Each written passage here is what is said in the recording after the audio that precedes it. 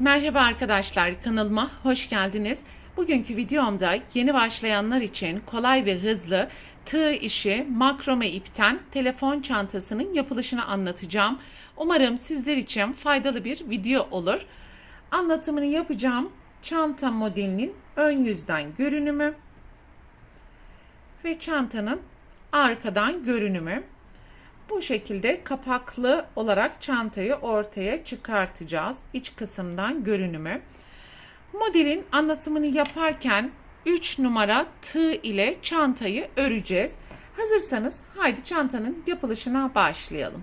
Telefon çantasının yapılışına 2'nin katı kadar zincir yaparak başlayacağız ve yapacağınız telefon kılıfının genişliği kadar zincir yapabilirsiniz.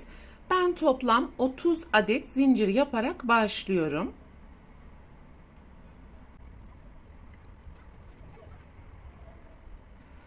...30 adet zinciri yaptım. 1, 2, 3. zincirin içerisine sık iğne, 2 zincir, aynı boşluğun içerisine sık iğne, 2 tane zincir atlayalım ve aynı zincir boşluğunun içerisine sık iğne, 2 zincir, sık iğne yapalım.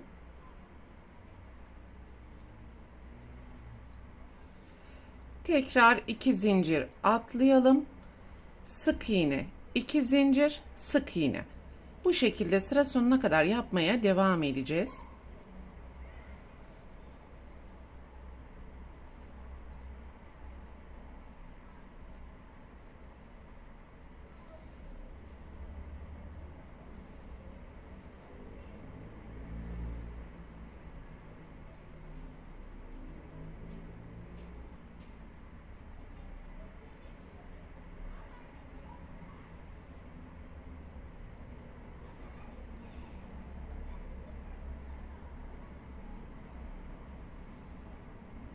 Sıranın sonuna geldiğimiz zaman bir boşluk atlıyoruz ve ilk yapmış olduğumuz düğümün içerisine sık iğne yaparak sırayı tamamlıyoruz.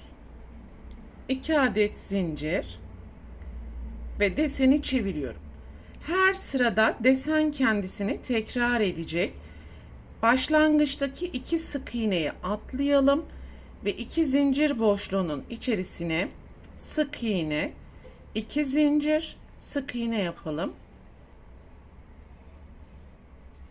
Ve görmüş olduğumuz tüm 2 zincir boşluklarının içerisine tekrar sık iğne, 2 zincir, sık iğne yaparak sıra sonuna kadar devam edeceğiz.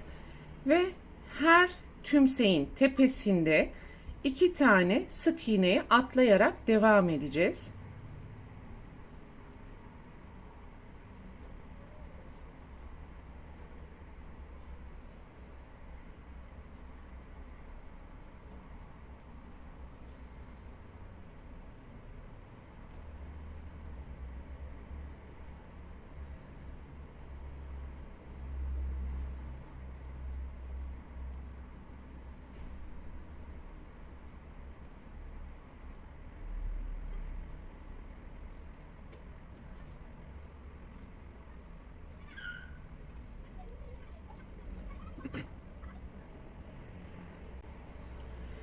Sıranın sonuna geldiğimiz zaman burada bir tane 2 zincir boşluğu kaldı.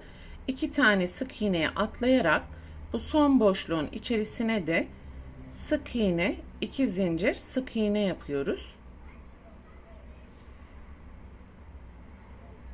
Bir sık iğneyi atlıyoruz ve buradaki zincirin tepesine sık iğne yaparak sırayı tamamlıyoruz. 2 adet zincir ve tekrar deseni çeviriyorum. Alt sırada yapmış olduğumuz işlemleri tekrar edeceğiz. Tüm 2 zincir boşluklarının ortasına sık iğne, 2 zincir, sık iğne yaparak sıra sonuna kadar devam edelim.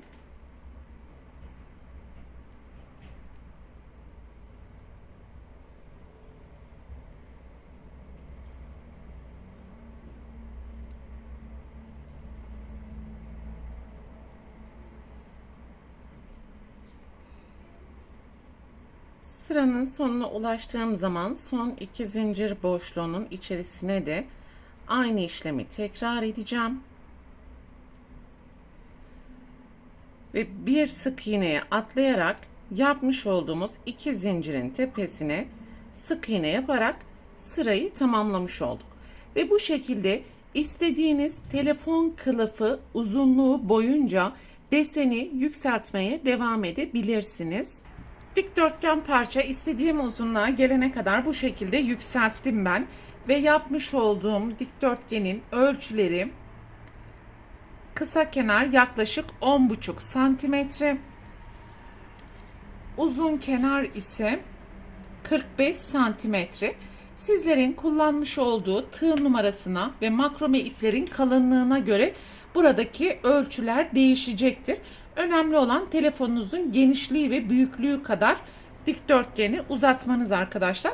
Sıranın sonuna geldiğim zaman bir adet zincir yaparak ipi burada kopardım ve arka taraftaki ilmeklerin arasından gizleyebildiğimiz kadar gizleme işlemini yapalım.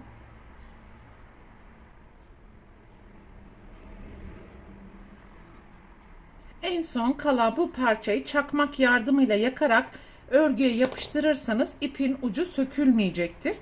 Ve şimdi artık çantanın birleştirme aşamasına geçebiliriz.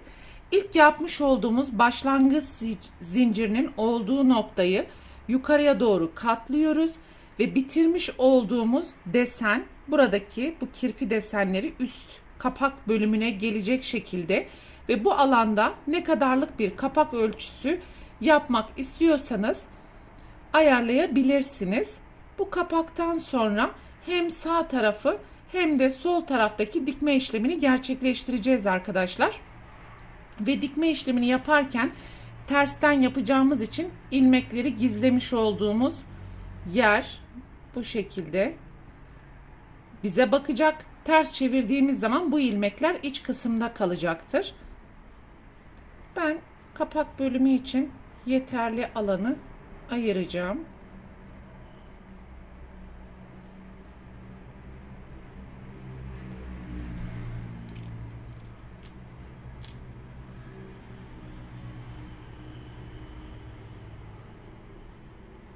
Ve buralara bir belirteç koyarsanız dikerken herhangi bir kayma işlemi olmayacaktır.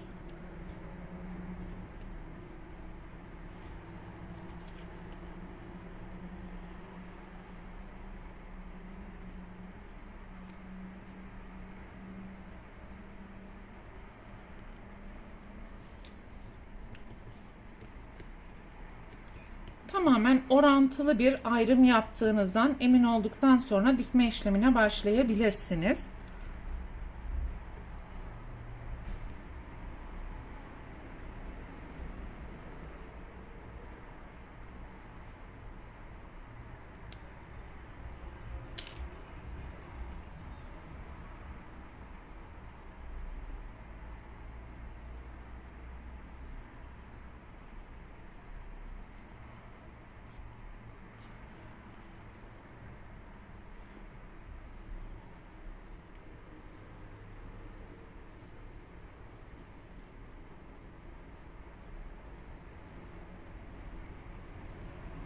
Ve düğümü attıktan sonra karşılıklı ilmekler birbirine bakacak vaziyette alt noktaya gelene kadar dikme işlemini yapabilirsiniz.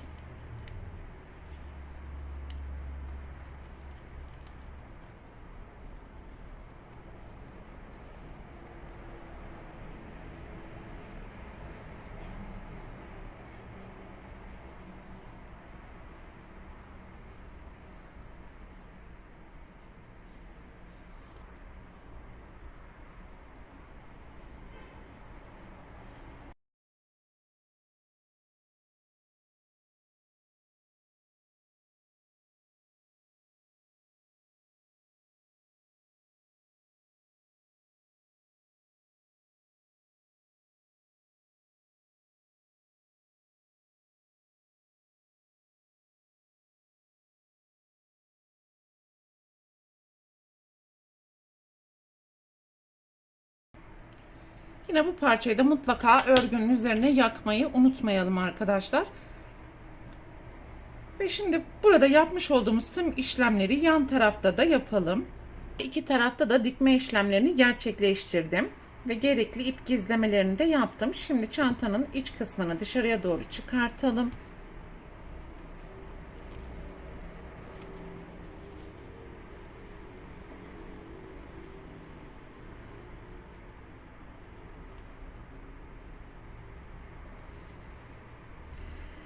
Görmüş olduğunuz gibi yan taraftaki dikişler de gayet muntazam görünüyor. Ve buradaki ipler de buradaki dış kısmında gelmiş olmadı. Şimdi çantanın sap kısmını monte edelim ve kamera arkasında ben bu şekilde bir kordon çalışması yaptım ve bu kordonun çalışmasını daha önce kanalımda sizler ile paylaşmıştım. Yapılışını videomun açıklamalar bölümündeki birinci linkten ulaşabilir ya da şu an ekranın sağ üst köşesindeki kartı tıklayarak kordon yapımına ulaşabilirsiniz. Hem başlangıçta hem de bitişte bir miktar ip bıraktım dikmek için.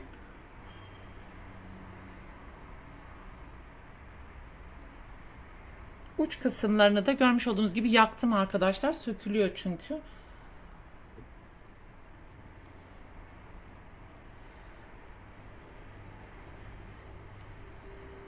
Şöyle çantanın iç kısmına monte edeceğiz.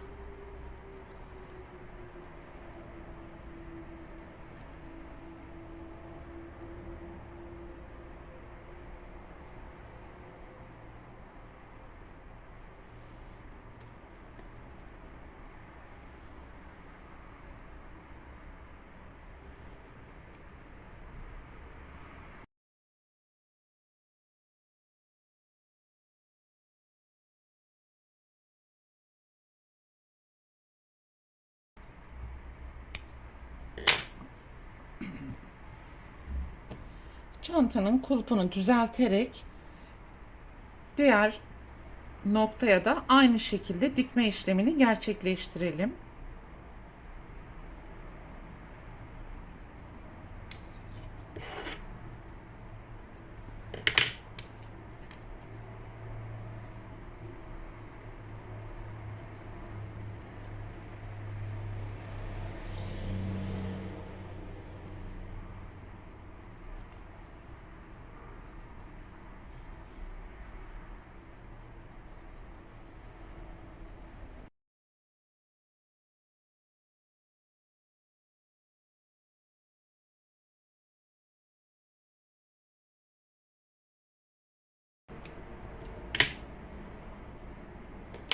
Ve buradaki parça ipleri de örgüye zarar vermeden yapıştırma işlemini yapıyorum ki daha sağlam olsun.